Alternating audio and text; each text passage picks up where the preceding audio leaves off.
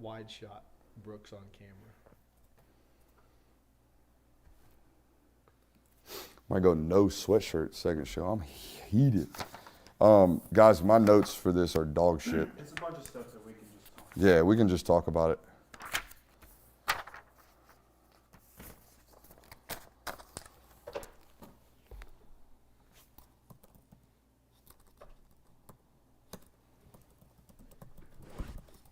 For that segment, let's see what I did for the cameras. Oh, the guy complimented you most, by the way. For what? Just the camera shots and how it looks and he clearly watched the show and he thought it was cool how we continue to shoot the shot. It looks good for the audience is what he was saying. So you're doing a really good job. He complimented production. I was like, well, I don't. Yeah, no, I was giving kudos to my mans over there. That's a great question. Take a photo of yourself. Looks like you're a rotational thrower from what I just saw. Yeah, I would say so. Do you get into layback? That's the question. Probably not. I'm a rotational thrower. I don't have the flexibility. And I'm a fucking hell of a thrower. I got to throw before the Carrollton High School game the other day and was throwing fucking beams. I can throw dimes anywhere within 20 yards. Yeah, nah. After that, I'm done, dude. I can't. I had one from the 30 rolling left. Jacob was going back right. Whew, poof, dart. I still don't think I'm strength to do it.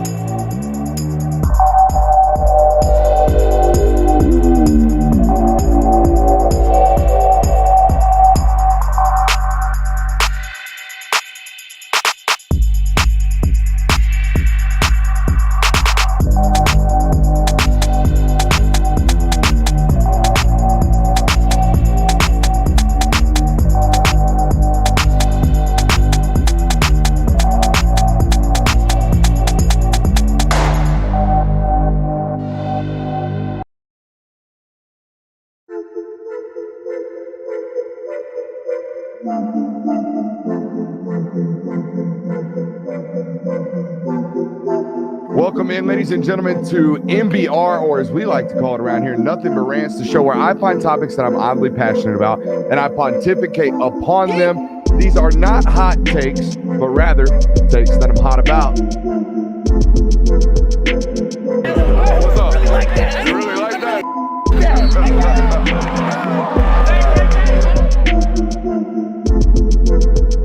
Let's shut up and grind some tape. What is up, ladies and gentlemen? Welcome in on a Tuesday evening to the Film Guy Network. I'm Brooks Austin. I got my boys Kirby and Jay Will with me. We got a loaded show for you guys tonight. Before we get into anything, I want to go ahead and ask you to go ahead and support us. Make sure you're hitting that thumbs up button, like, subscribe, and rate, reviewing. If you watched us and you're hitting that alert button on the channel and you show up early enough, you got a little bonus content there at the beginning of the show tonight. Hey, it's bound to happen every once in a while. I told you guys when we first started doing this, treat every mic as if it was hot.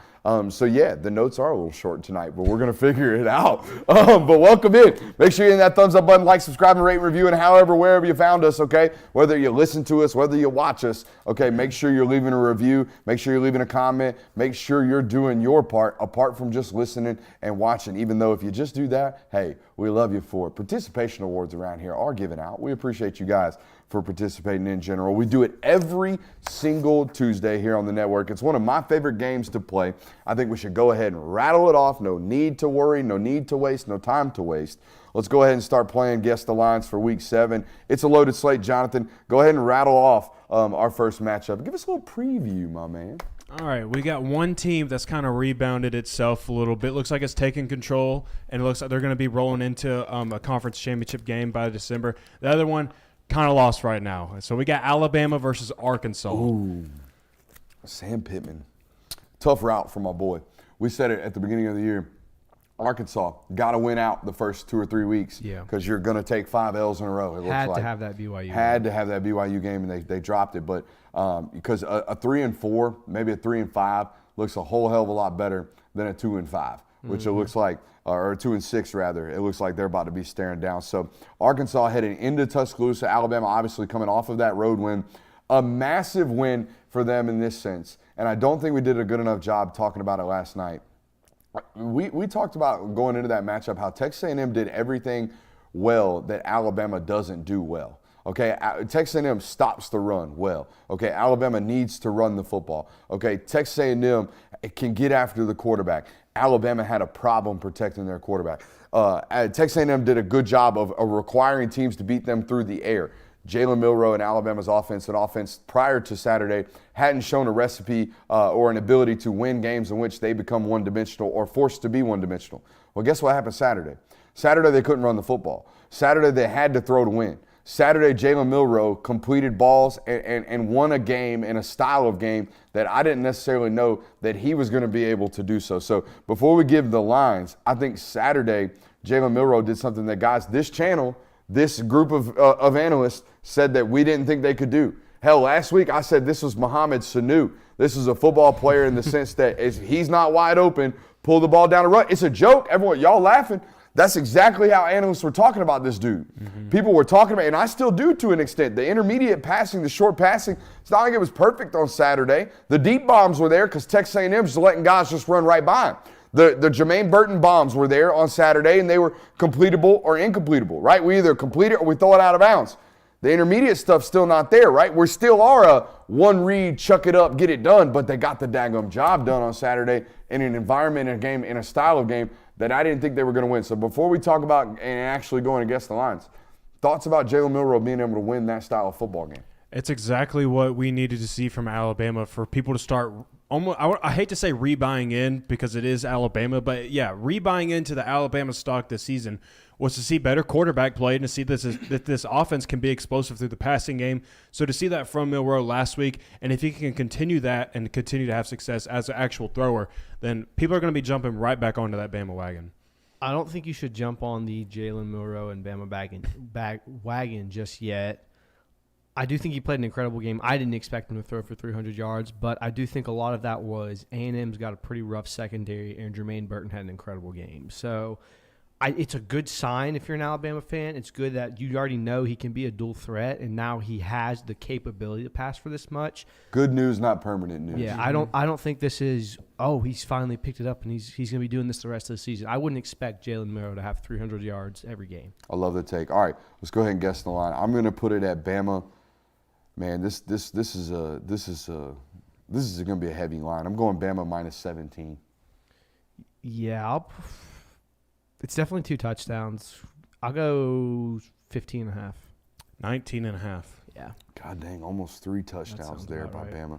And you know what? Looking at it, I almost want to say cover. We'll get into it later in the week, but it's tough right now for Sam. Yeah. I was actually talking to I don't have sources with Sam Pittman. I don't have anybody up there close to him, but I know some people who do.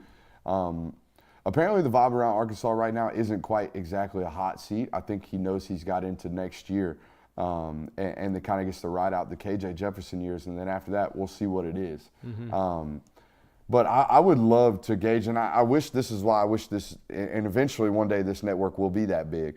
I want this to be a national audience in the sense that I want to be able to gauge Arkansas fans. I want to know how rational or irrational they are, because in all honesty, that is a 5-7 to 8-4 program. Mm-hmm. That should be their range, right? They should be the Western version of Kentucky. That should be their goals.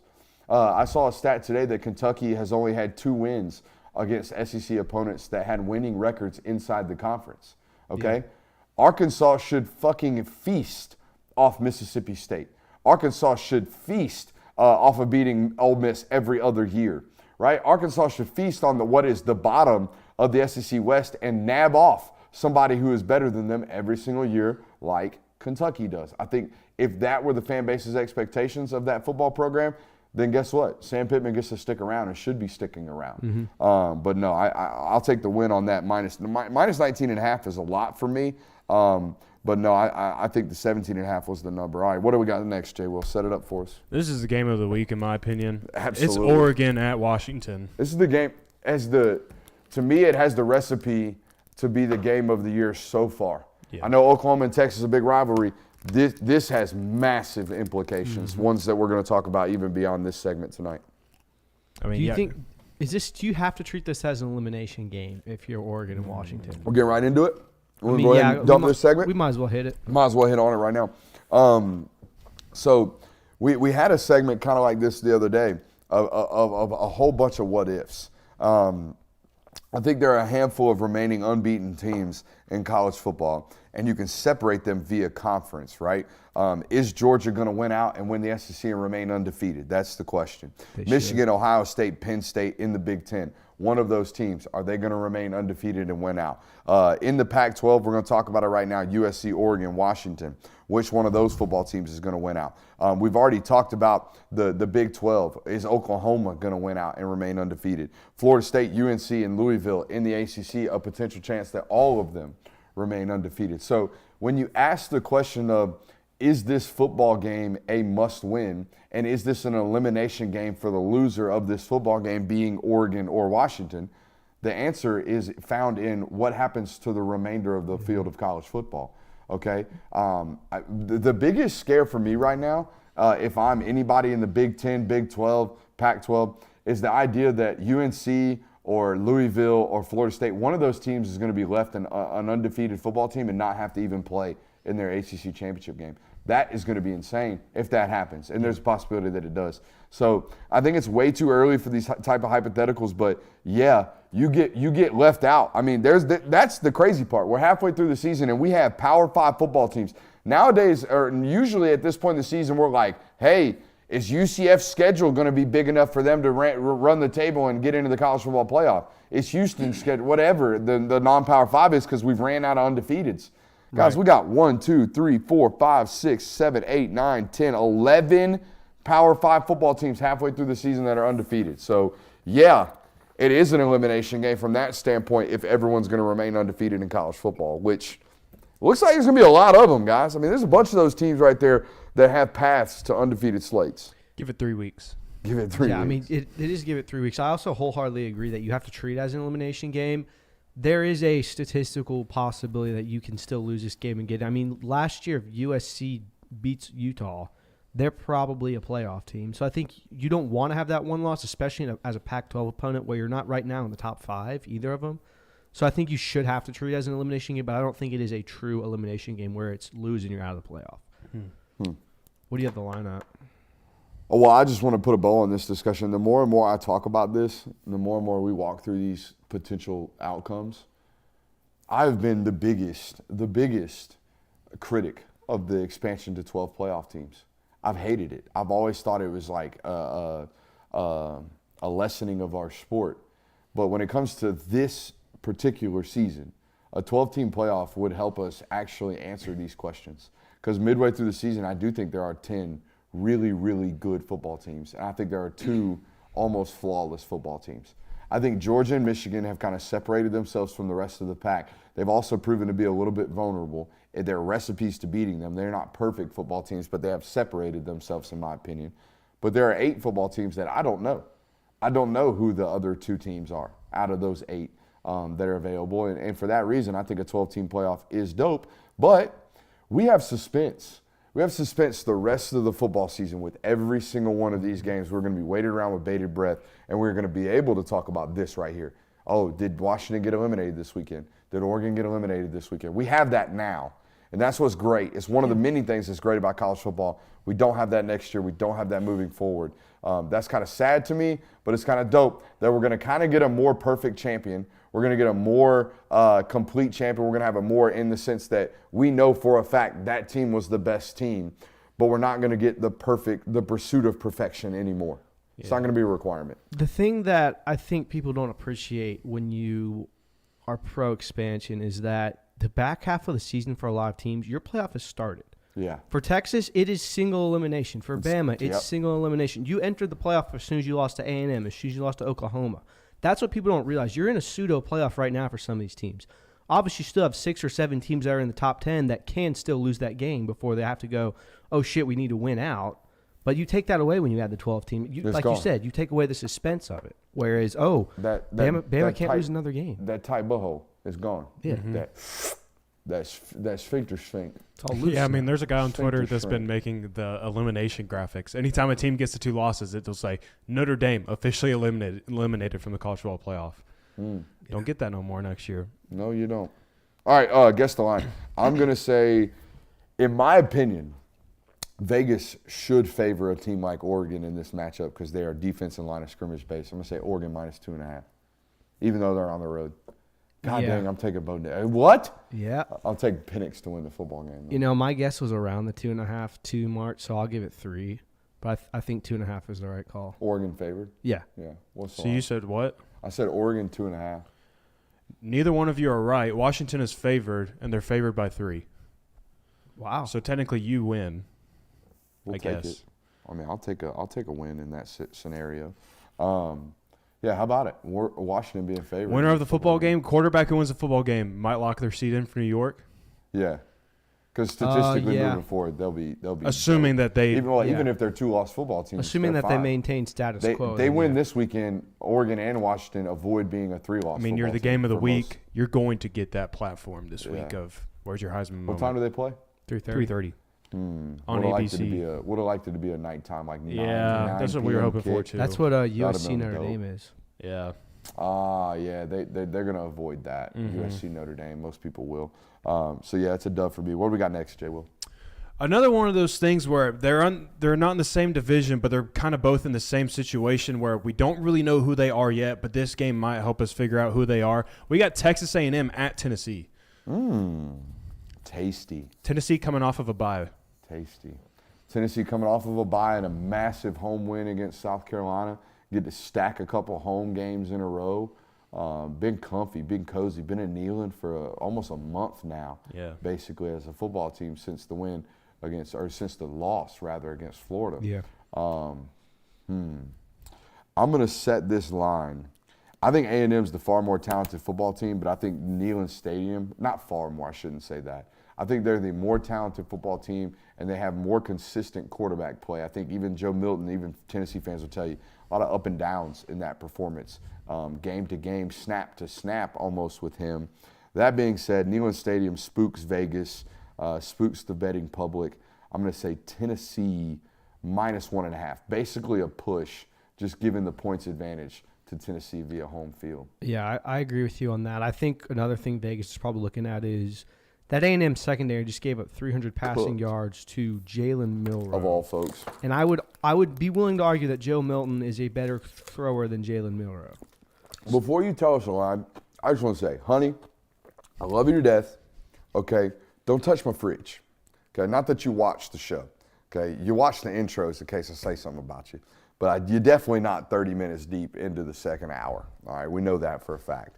Don't touch my fridge because now my Gatorade's all frozen. All right. Frozen Gatorade's the worst. Frozen Gatorade. You know what? I don't like it on a hot summer day.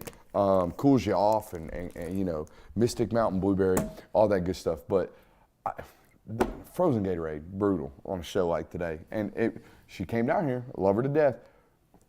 Fridge is a little warm, doesn't feel cold. Messes with the settings. Now all of a sudden my shit's frozen. What's the next game? I didn't guess my Tennessee 2.5.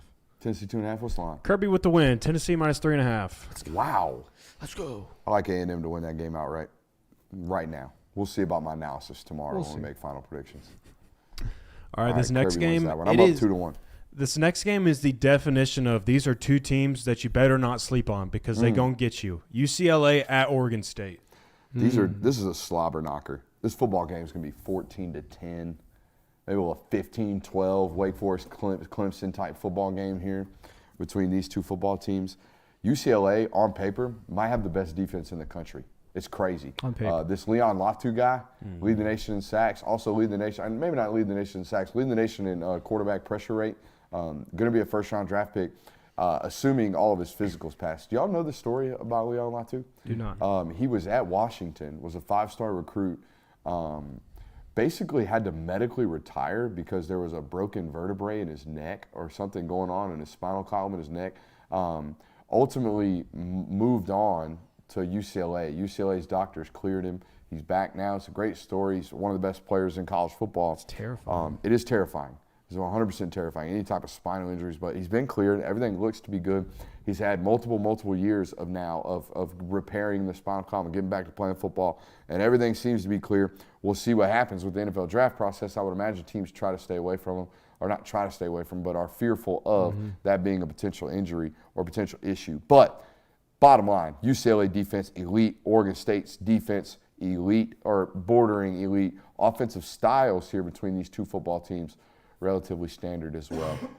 You know what? I like Dante Moore. I'm going to pick UCLA tomorrow. I keep spoiling my picks, but I'm going to go through it with you tomorrow. But I think Oregon State's favored by 2 points in this football game at home. Really, I like Oregon State By a lot. -4.5, pushing 5, I think. What's Vegas say? Oregon State -4. All right. There you go. Kirby wins it again, ties it up 2-2. On to our next one. What do we got?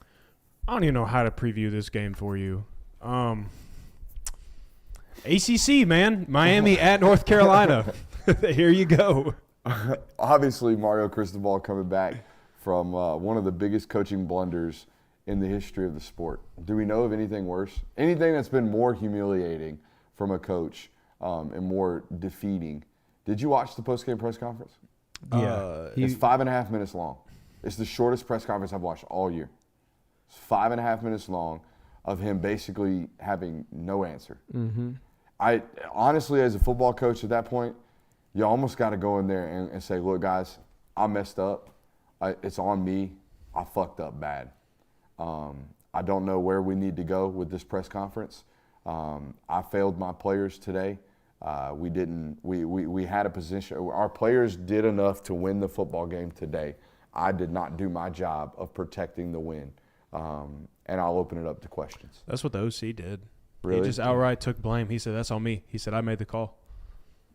Shame on Mario Cristobal for having his offensive coordinator do that. Yeah, he put his head on the chopping Who block. talked first? Do I you don't know. That's a good question. I just saw after the game where the OC was I don't "That's like on me." that. I don't like that at all. I like that the offensive coordinator did that. It's his first year in that system. That's not his call. That is not his call. That is the head coach's job to not only make that decision in that moment, but to fall on that sword after that football game. I don't like that at all. I agree with you. But in terms of this football game, North Carolina does the one thing you got to do to score and play with Miami, and that's throw the football. They throw it really, really well. I think North Carolina's going to be favored in this football game. I'm going to say by 3 points. What do you got? I've got 2.5. So we're kind of in sync right now of how close we think these are going to be. I think they're going to kind of look at Miami and say, okay, they should be a 6-0 football team or 5-0. I can't remember if they've had a bye week. They have a bye week already. So they should be a 5-0 football team, and they've played like that up until one play of a Georgia Tech game. So it's a closer game than people think, so I'll go 2.5. They tried to lose that game against Texas A&M. That first half. They had punt team issues. They had all kinds of stuff. Brooks with the dub. UNC minus 3.5. So it is 3 me, 2 to you, all coming down. Can you play for the tie here, Kirby? Last football game of the night. What is it? If you fall asleep watching the History Channel because you love history, this is a game for you because it's USC at Notre Dame. A lot of history in this football game. You fall asleep watching the History Channel? No, I don't. I never have. Actually, I take that back. Back in the day, they used to have some dope-ass, like, animal shows. Yeah. Man, I I'd just be feel all like over it. anytime I was at my grandpa's house, if he was asleep on the couch, the History Channel was on. History Channel's kind of fire. They got some good stuff. Yeah, for sure. I'm not a big history buff, No, to be me honest either. with you. History's fun, man. I think I need to get into it a little bit. You do. I just don't have time to read other than the stuff that you guys write. Because I'm reading y'all's, editing y'all's, and I doing don't all that good read. stuff. You just got to watch documentaries every now and then. Yeah? Yeah. I don't read. Reading's for losers. Put your little doc on. Never read. I like it. I'm trying to get my reading back on. I got a Kobe document or a Kobe biography that I need to read. I got a Ben Watson book under here somewhere that I got to read on parenting. Ben Watson, incredible parent. His opening to his book, I know I'm going on here. Ben Watson tells a story about being a father when his wife was pregnant for the first time. She has morning sickness, and he's in there like, he sees her having morning sickness, and he holds her hair. The foreword is written by his wife, and she like talks about how in that moment when he just sat there in the bathroom with her and like held her hair while she was sick for like hours on end. I told Ben Watson when I met him at the SC Nation or SC Media Days, better dude than I am. I don't do vomit. Mm-hmm. I don't do vomit. And for you to do that for your wife in that moment, Ben Watson, incredible dude. All right, anyways, USC, Notre Dame. Big football game, huge football game, national brands like you're talking about, history involved in this football game.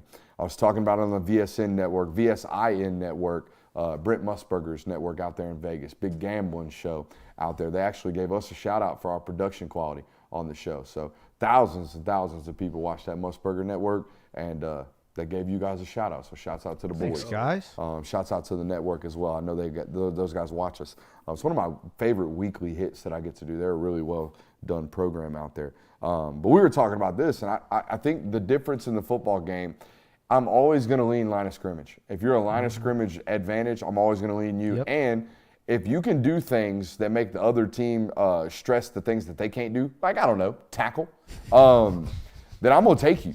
And USC tackles like a middle school football team, honest to God. So if you're telling me I can get a Notre Dame football team at home, and they are one of the most explosive football teams in terms of running the football in the country with our boy, what's man's name? I can't remember. Oh, God. Starts with an E, Ezzy something. Anyways, man's ripping runs, and this USC defense is abhorrent. Okay, I'm going to say Notre Dame favored at home by 3 points. I think. Hold on. But judging by that level of exhaustion in your voice, next week we're going to trade off who gets to guess first. Okay? Because Yeah, I think I'm playing you a disservice here by always getting to go first. So next week we're going to actually level the playing field. Me as for the you. show host will implement that rule next week. Judge Jay will. Yeah. I like it. Give me Notre Dame minus 1.5. I think Caleb Williams, they kind of lean Caleb Williams to keep it close. That is a terrific answer, Christian, but not good enough to win because Brooke takes it. It is Notre Dame minus 3.5. I love it. Just fat dubs here on the network for yours truly. That's a 4-2 win. I think that's 2 weeks in a row. Don't call it a streak. Don't call it a streak. Mama, I don't gamble, I swear. But if I did, I'd be over there on prizepicks.com / promo code Brooks. All right. I'm going to tell you that right meow. And I'd be getting in on some of them Thursday Thunders they got going on. Is it Thursday Thunder? Flex Friday. Flex Friday. That's a whole nother different Thursday brand. Taco It's something- Tuesday. Don't mention the brand. It's some. I don't know what company out there brand. that I've does never the heard of Thursday Thunder, honestly. Anyways, Yeah, Taco Tuesday's coming up today. Taco Tuesday's over there today. Flex Friday coming up on Prize Picks. Make sure you're using it. This is promo like code Brooks peak over there today. Sports betting time. Yeah, it's playoff peak sports betting baseball. Hell, there's everything. 3 college football games on tonight. Yeah. Blow your head off. NBA's coming up. Some crazy stuff going on out here in the world of college football. Hey, Kirby, you put this one in the show notes today, or did you do the show notes today? I did show You notes. did show notes. You did the show notes today. I like this one. Introduce this spoiler segment, this upset segment, if you will. The which one of the 4? Yeah, that one. So the top 4 teams, 5th team has a bye week.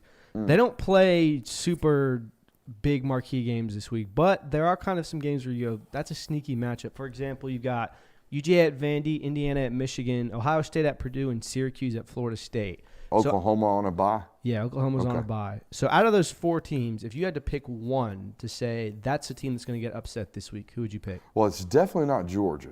Yeah.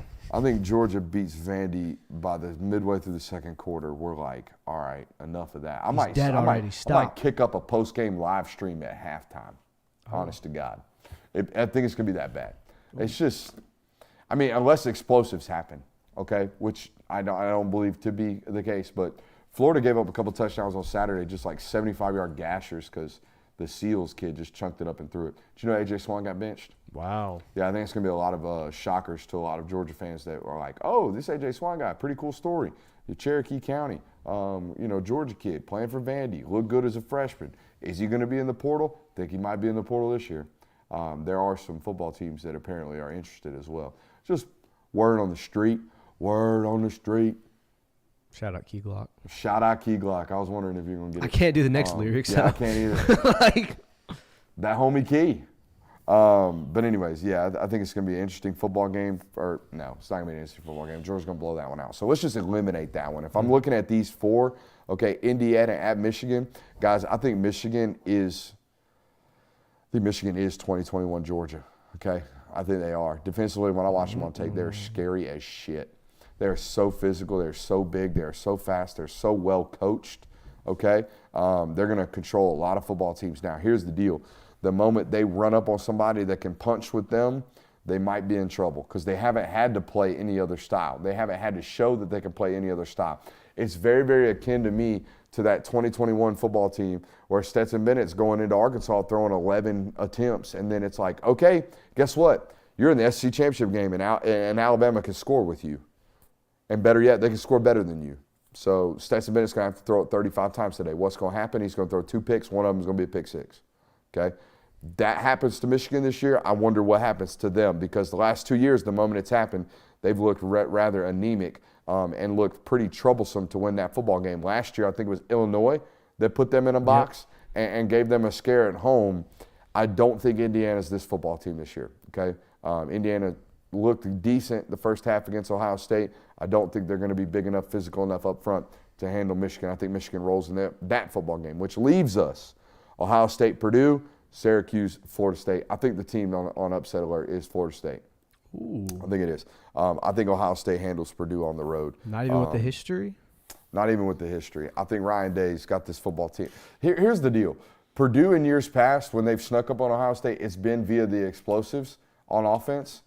This Ohio State team, in my opinion, defensively is really, really sound. If there's anything I feel good about Ohio State, it's not whether or not they can stay healthy.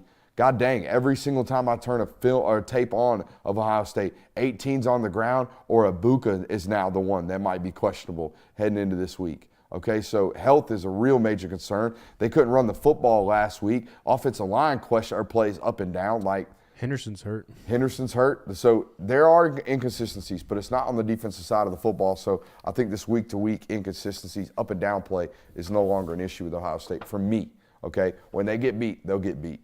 Yeah. They won't get snuck up on. They'll get beat by a team that is better than them, and I don't think Indiana is. So what about Syracuse makes it that you believe that? It's not about Syracuse for me. It's about Florida State on the other end. When you are very dependent upon wide receivers going to win their one-on-ones, all it takes is two corners to show up and play the game of their fucking life. That's all it requires for you to be on upset alert. I think we saw that from Boston College. We saw a football team that gave them some issues. The difference here is it's at home, and they do tend to play really well at Doak Walker. Yeah, Clemson's DBs played great for 3 quarters. It was just until the fourth quarter where they. Who, by the way, getting Nate dunked Wiggins, on. NFL football player. The other guy on the other end, 4.5-star football player, like really, really good corners. Don't know if Syracuse had that in years past. Don't know if they got it this year. But yeah, I don't know. Florida State to me is the up and down football team, but Ohio State being on the road makes me kind of want to pick them to be on the team on upset alert. I think it's definitely between Florida State and Ohio State. Correct. I think Michigan and Georgia handle business pretty easily. The chat seems to think it's Florida State on upset I alert think Florida this week. State too. That'd be the team that I pick amongst this list. Absolutely.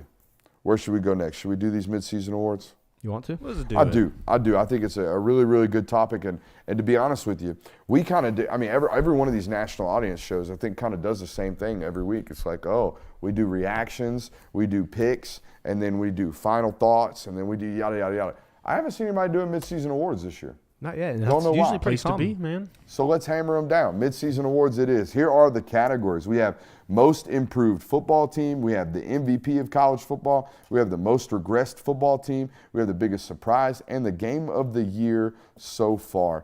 I think MVP, we are a little biased on this network, so maybe we don't do a 1, 2, 3. But I think I know the most valuable player if you watch the second half of the tight football games Georgia played in. So I'm going to take Brock Bowers as the most valuable football player this year. Who would you guys take? For me, I said Jaden Daniels because Okay. I said without Jaden Daniels, I think we They're are 0-5. Yeah, exactly. Yeah. I think we were saying very different things about this LSU football team because like they that. have no defense. That LSU offense is everything. Jaden Daniels is everything to that LSU offense, and without him, them boys and Brian Kelly would be in a lot of trouble right now.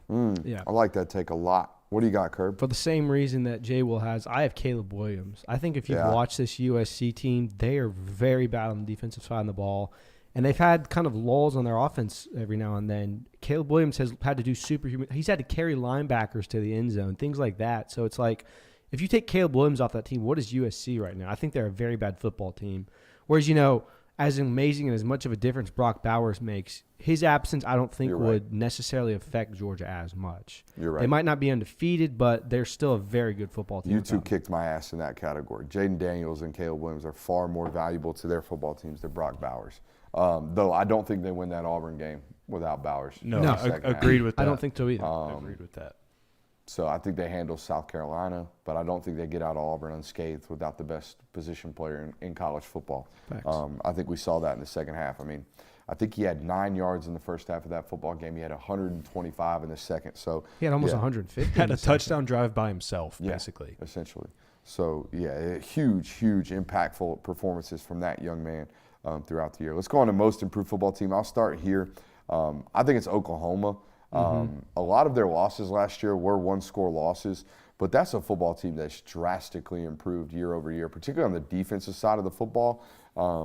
They last year I think gave up over 30 points. They were in the bottom. I think they were 88th last year in points per game allowed. That is just horrendous for Oklahoma football standards, even with Lincoln Riley at the helm as the head coach and the decision maker there, but particularly for a Brent Venables defense. They have made drastic improvements from a just continuity standpoint, not busting as many assignments, don't have as many guys running wide ass, butt ass naked down the middle of the field. That's a football team that has certainly come out and showed some drastic improvements for me. They would be my vote for most improved. It's Colorado for me. I mean, as much as Thank you. as many flaws as they have, they are still the most. Like if you were to take last year's Colorado football team and play this year's Colorado football team, this year's Colorado team might beat them 70-0. Chill out. They just had a last-second win against Arizona State, a football team that is essentially them from a year ago. So let's not get too hot with the take. Jesus, That is let's true, Not get but- too hot. I think if you just compare what they were last year to this year, I think they are the most improved team. No, you're right. Deion's done a tremendous job of not only, and he did it from jump, right? There's an immediate buzz around that football program, and the best football is still ahead of Colorado, 100%. You're right. They have been one of the more improved football teams in college football. I've got the Miami Hurricanes. I think they've kind of gotten shit on because what happened last week, but Just a little pick me up right here. From Kirby. yeah, I mean, think about it. A little pick me Come up. on, right This is a here, team bro. that last year was getting boat raced by Duke and losing to Middle Tennessee.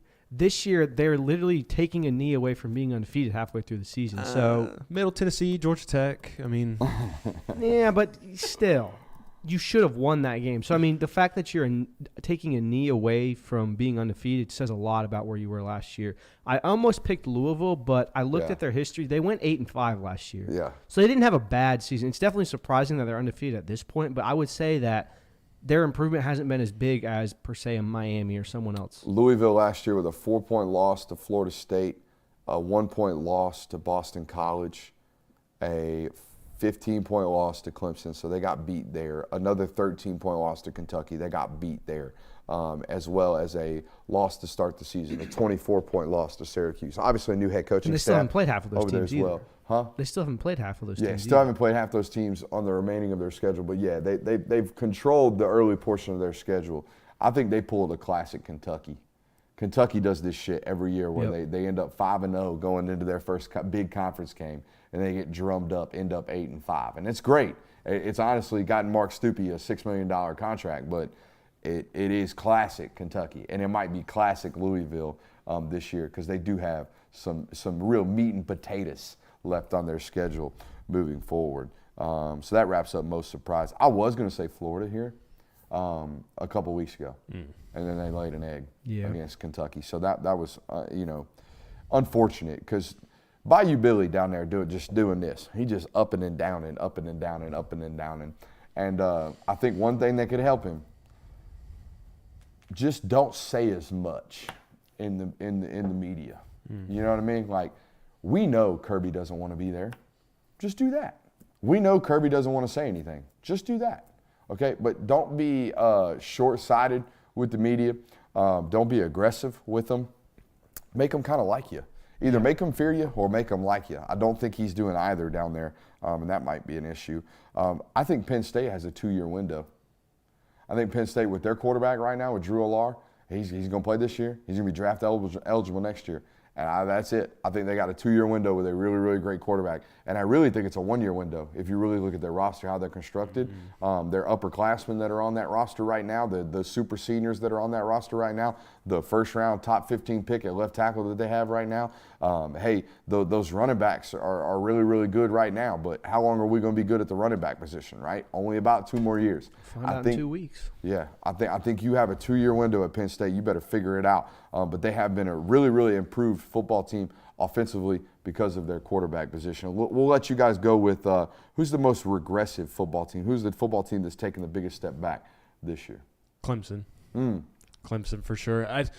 And it's not even like they It were. was expected to me. I think we saw it. The writing was on the wall, and I'll give him credit. And I don't know if he wants me to out him like this, but he's kind of a behind-the-scenes dude anyways. Not a lot of people, going to be out here hunting him down. But Jeremy Johnson told me this. Jeremy Johnson went and saw them for their spring game, and he came back and he said, "Dude, they're going to be bad. Like not that they're not going to be good. They're going to be bad at the line of scrimmage. They're going to be bad." And that was shocking to me to hear. Yeah, to hear that Clemson's going to be bad up front on both lines of scrimmage. That's just not Clemson. That's not who they've been under Dabo Swinney. And I mean, heck, they finished 7th in the final college football playoff rankings last year, and they aren't going to finish anywhere close to that this year. Did you know that halfway through the season, Georgia Tech has a loss to Bowling Green and is ahead of Clemson in the ACC standings? That's tough. That's a little fun fact of the day for you right there. That's embarrassing. That's actually. intense. That's intense. So, yeah, that is a huge surprise for me. What do you got? It's got to be TCU.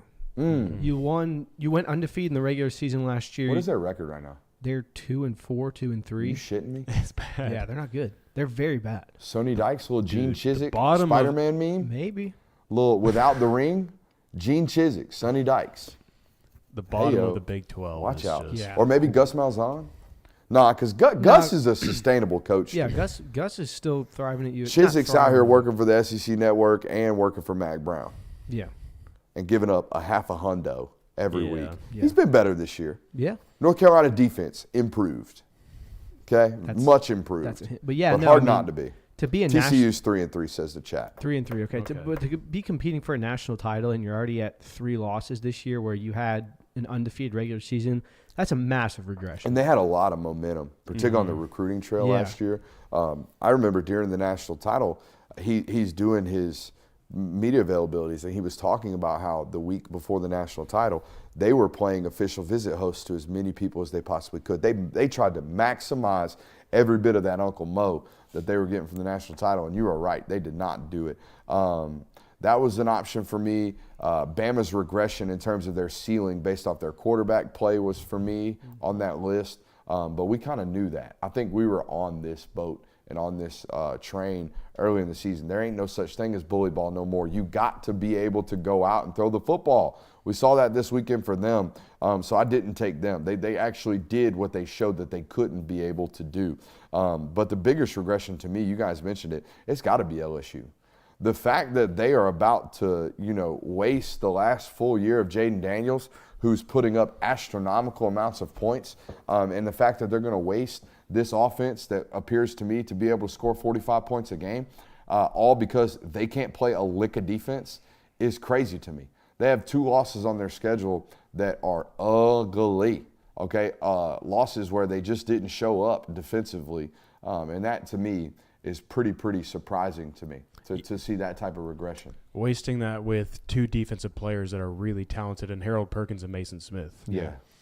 It's definitely a underachievement. I don't think enough has been talked about nationally about how I don't necessarily discredit Brian Kelly or their defensive staff for what's going on with Harold Perkins. That very clearly seems to me to be a player-led decision. That kid wants to play inside linebacker on the NFL level. Yeah. He wants his draft stock to result that. He needs to play inside linebacker. This is Jalen Walker. This is what this is. You Georgia fans watching, this is what this is. Jalen Walker doesn't know how to play inside linebacker right now, but he's great as a pass rusher, so they play him on third downs at the pass rusher position. Well, guess what? LSU doesn't have a bunch of inside linebackers that are better than Harold Perkins right now. He's the best one they have available. So he's learning how to play a position that he has never really played, that he's going to have to play on Sundays right now in live reps. And as much as it has been a negative impact to LSU's defense because he serves their purpose best rushing the passer, he wants to play inside linebacker. So that's what they're doing with him to enhance the future earnings of the football player. I'm not going to sit here and shit on Brian Kelly for allowing that to happen. We talk about all the time how you have to maximize the outputs of your players. Like, he's been a player-led coach right there. That is not, I can't sit here and criticize him for not utilizing a player that doesn't want to be utilized in that sense. Amen to that. You can't. It'd be like saying, well, y'all need to split Darnell Washington out some more, or whatever it was last year at the University of Georgia. Goofy. If the player comes to you and says, I'm an inside linebacker coach, well, if he's the best inside linebacker, even if he's not the best version of himself for your football team, that's where he gets to play. Okay, so I'm not going to sit here and do that. But overall, there has been a drastic regression in the football team from a defensive perspective, and that to me was surprising. Again, this is a football team that won the SEC West last year. This is a football team that most people thought was going to be a top 5 contender this year, and they are certainly not that. Let's move on, boys. What's the biggest surprise? I actually have 2 of them, and I kind of burned one of them. I'm going to burn one of them right now. It's not a surprise from a positive standpoint. It's a surprise from a negative standpoint. I know David Shaw left Stanford football. I understand that. I understand how good of a football coach he was. I am a connoisseur of football. I know David Shaw was important to this sport. He was super important to that program. But for us to be halfway through the football season and looking up and going, yeah, Stanford might be, if not Virginia or if whoever, insert football team, Virginia or Stanford in the conversation for worst Power 5 football team in the sport, that is shocking. That is sad. To me, that's not even shocking. It's sad to me that is where we have resulted for one of the, I know they're not historically one of the greatest brands in the sport of college football, but college football is better when Stanford is good, and Stanford is abhorrent right now. Yeah, it's sad. That's a surprise to me. I didn't think it was ever going to be this bad. Missouri is my biggest surprise. Yeah. Mostly just due to the offense. Luther Burden, I know, is a great football player, but Lord have mercy, is he balling out right now. Brady Cook, a guy that was booed in week 2 or 3 of the season was getting booed by his own fans is now showing out for his team as well and playing really good football. Came really close to getting the win against LSU. A little TCU-y vibe offensively for them, not knowing who their quarterback was going to be. Right. Just absolutely getting lucky with the decision. I mean, I don't mean to do that to Drink, but I definitely mean to do that to Sonny Dykes. Sonny Dykes last year, midway through the first 2 weeks, didn't know who his guy was. At least, Drink stuck with the guy week 1, chose the right guy over Sam Horn, who's an immensely talented football player. But you're right. Brady Cook is lighting it up right now. Yeah, and they got the thicker kicker, man. So shouts out to that. Do you even know his name? Muse is his last name, I think. I don't know it. The thicker kicker. This is why branding's important, okay? I mean, whatever it is, if you get outside of, if you need marketing, whatever people call you, stick with it, okay, unless it's something you don't like. All right, if you keep going on radio shows and people keep saying, this is Brooks Austin, he's this guy that does a bunch of film, hey, you might have yourself a name. You know what I mean? Thicker kicker, stick with it. What do you got for biggest surprise? I've got UNC as my biggest surprise. If you just say at the start because of defensive and they've seemed to be not immune to, but outplaying the fact that their O-line's not that great. Yeah. We all said at the start of the season, 40 sacks. Yeah, we were like 40 sacks a year. That's insane. Yeah. We're like, Drake May's going to get killed. They're not going to be able to do anything. Not only are they 5-0, they've won all their games but one by at least 14 points. Give me the sack numbers on them. I'm curious if they've become an improved department of their football game. And here's the scary part. If you're an opponent on North Carolina's schedule, Tez Walker, now back on this football team.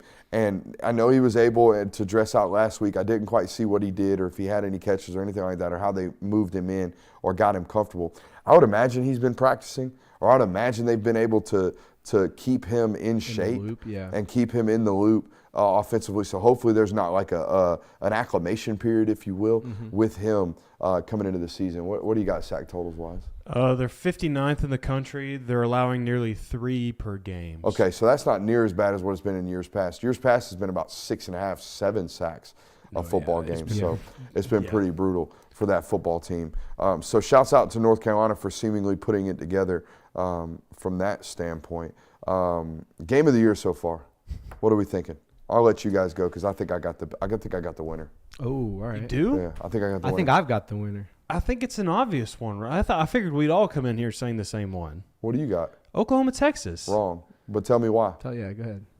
I mean, that is the game of the Big 12 every single year, and that game was as good as probably better than advertised. It was electric. I'm not going to sit here and lie to you. And it was I honestly a great football game, wire to wire. I honestly don't think that people were expecting Oklahoma to necessarily hang in for the entire game and even win the football game. And that game came down to the very last play, very last drive. I think that's the best football game. And it was punch for punch the whole game, exciting, trading back and forth. Dude, the first 6 minutes of that football game were some of the best football I've watched. Yeah. I love you. It's a great take. It's a great game. You're wrong. What's your? I want to hear yours. I want to hear yours. No. I want to hear yours. It's Colorado State. God, I had it on the list. It is Colorado State. It's the Colorado best football game we saw all year. It had everything. We had drama. We had shit talking before the game. We had a lot of points. I think a 45-42 final on that football game. We had last-second tension in that football game. We had physicality. This is the roughest, toughest football game outside of the Red River rivalry we had all year. We had everything in that football game. It was late night, Pac-12 after dark type vibes. Man, that game was drunk as shit the whole time. We had hospitalizations in that football game. God dang, it was a great football game. It's the only time you've heard people say Pac-12 after dark, and I stayed up for the entire football game. This game was an example of why college football is so great, because 90% of people who watch that have watched no fucking business watching Colorado State football. Couldn't name 5 players on the roster. Not only that, the build up to that game where the whole Dion was like, oh, they made it personal. All of that. People forget about how hyped that was. I remember, everyone's going to be able to say, where were you when you watched Colorado and Colorado State? It's going to be one of those games. That's what makes college football so great, because no one in the world would care about that game, but yet 9 million people stayed up to watch it. That's like the epitome of why college football is so good. As great as Oklahoma, Texas is, the big name brands are always going to sell themselves. Those are the types of games you expect to where, yeah, okay, I would get why that's a great game. But when you have games like this where they're sleepers and people don't really see them coming, that's why I think college football is superior to the NFL. I think we got robbed of the greatest game so far this season. It would have been Georgia-Oklahoma. I think that Georgia at Oklahoma game would have been elite. Here's the thing, though. I think Oklahoma, I mean, if we're doing a major what if, I think Oklahoma wins that football game based off the way I've seen them play defensively. Because think about it this way. That would have been Carson Beck's true first road start. And you would have been facing a Venables defense that is as hectic with zone pressures as anybody in the sport. Not saying he wouldn't have come out unfazed, but you struggled on the road in the first start against Auburn. And I think Oklahoma might have nabbed you in that football game because Dylan Gabriel, extremely veteran savvy. The defense has played really, really well to start the football season for Oklahoma. If we're playing a bunch of what ifs, I think Oklahoma might have got you week 2. Yeah, I that was kind of going to be my take on it, is that the way you watch that Georgia team perform to start the season, it's not the team you see right now. I think head-to-head right now, Georgia wins that game.